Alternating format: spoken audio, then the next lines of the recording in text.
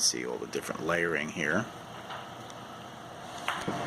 With some raw clay, which I then roll through the slab roller over there to get a nice, flat, consistent piece of clay. So basically it's a canvas.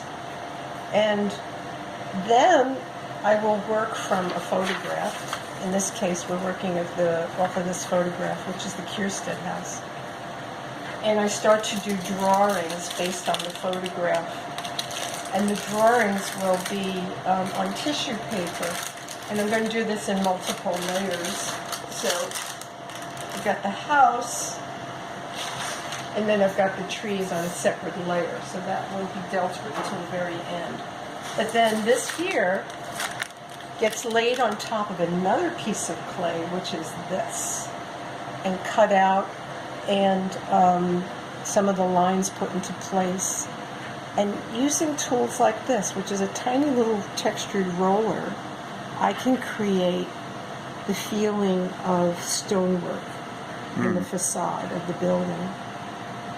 And then sometimes I just have to use a tool and carve it in by hand, but if I have something that's really interesting like this, I'll use like a little tool. And then I keep coming back and forth with the sketch and laying it on top and seeing, well, what's the next element I'm going to add. And in this case, I got another small, tiny piece of clay and started to build this section, which lays on top of the previous section. Same thing with this little element here. So already there were 3 layers of clay. And then I'm going to be carving in and adding on and building up. But here's always the dilemma. I have to decide at some point whether this is too large to hold together in a firing. Because of the kind of clay that I'm using and the temperatures it has to be fired to. It's going to have to be fired extremely carefully and very slowly.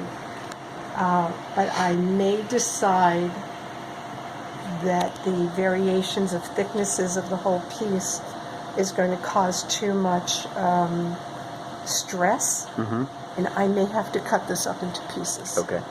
Which is very scary. Yeah.